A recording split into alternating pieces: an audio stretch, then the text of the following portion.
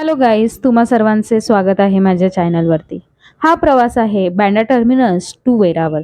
आम्ही गेलो होतो जुनागड येथे श्री गुरुदत्तांचे दर्शन घेण्यासाठी गिरनारला. हा प्रवास तब्बल 13 ते 15 तासाचा होता, जो आम्ही साईट सीन आणि पावसाची मजा घेत पूर्ण केला.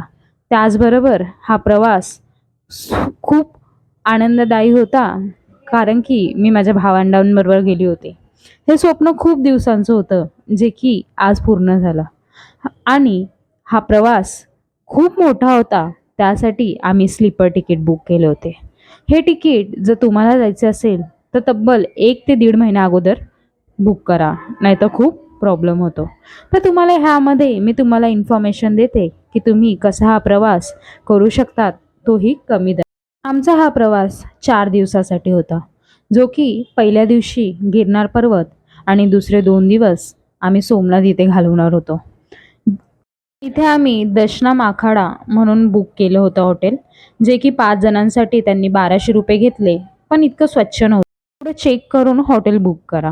आता आमचा गिरनार प्रवास चालू झाला होता. हे आहे नजारे 1000 पायऱ्या चढल्यानंतर. एवढं हिरवंगार आणि ढगाळ वातावरणवरती होतं की मन तृप्त होत होतं बघून, आणि महाराजांना भेटायची ओढ काय थांबत नव्हती. तर गिरनारला तुम्हाला पायथ्याशी रजिस्ट्रेशन करावं लागतं आणि त्यानंतर तुम्ही प्रवास चालू करू शकता. आम्ही सकाळी 10:30 वाजता चालू केला होता हा प्रवास, आणि सुंदर सुंदर नजारे बघत बघत पुढे जात होतो. आता आमचा प्रवास 2000 जशा जशा पायऱ्या चढत जातोय तसं तसं आमचा कॉन्फिडन्स पण वाढत जातोय.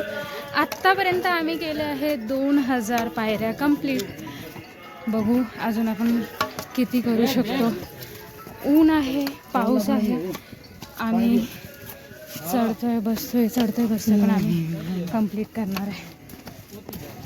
तुम्ही व्ह्यू बघू शकता. जर देवाने दर्शनासाठी बोलवलं असेल ना, तर आपण कितीही मोठा सहज टप्पा पार करू शकतो.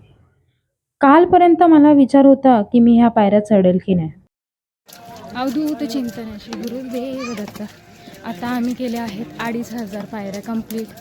तुम्ही वातावरण बघू शकतात, सर्वत्र धुकं आणि हिरवगार. पाऊस आहे पण थांबला आहे. जणू काय देवाने आमच्यासाठी पाऊस थांबला आहे. पावसात भिजल्यामुळे जड वाटतं, पण तुम्ही बघू शकता. खूप इच्छा होती यायची आणि आज ती पूर्ण होते. ती फक्त महाराजांनी बोलवली त्यामुळेच. धुकं आहेत सगळीकडे धुकं पसरलेत, काही दिसत नाही आहे.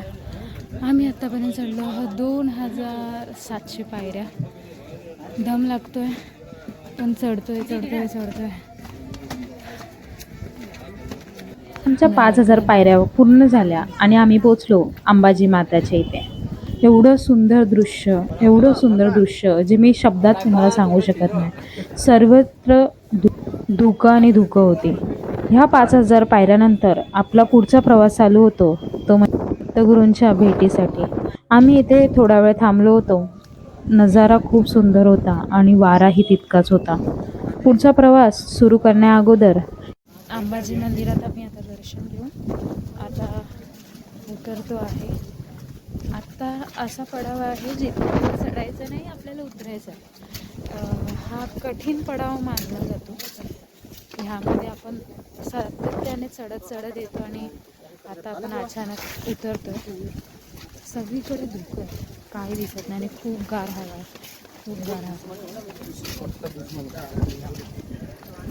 पाऊस नाही आहे,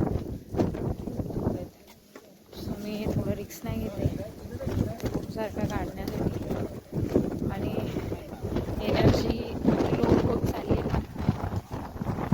चाललोय. इथे आहे श्री गोरक्षनाथांचे मंदिर, आणि समोरच आपण बघितलं तर आपल्याला श्री दत्तगुरूंचे मंदिर दिसतं. पण धुकं खूप असल्यामुळे आपल्याला समोर उभा असलेला व्यक्ती तोही नाही दिसणार. आम्ही पोचलो श्री दत्तगुरू चरण पादुका द्वाराजवळ. हा प्रवास खूप सुंदर होता. आता आम्ही वरती जाऊन दर्शन घेतले आणि त्याचनंतर तिथे असलेला महाप्रसादाचा स्वादही घेतला. मन इथे येऊन खूप तृप्त झालं. जणू काही देवाने आपल्याला बोलवलं होतं आणि आपण देवाला जाऊन भेटलो. सुंदर असा प्रवास इथे पूर्ण झाला आणि आम्ही सुंदर असे दर्शन घेतले. आहे जसं जसं जणू काही आपण स्वर्गात आलो देवाचे दर्शन घ्यायला. तर तुम्हाला माझा व्हिडिओ कसा आवडला हे लाईक, शेअर आणि कमेंट करून सांगा आणि माझे असे नवनवीन व्हिडिओ बघण्यासाठी मला सबस्क्राईब करा. थँक्यू.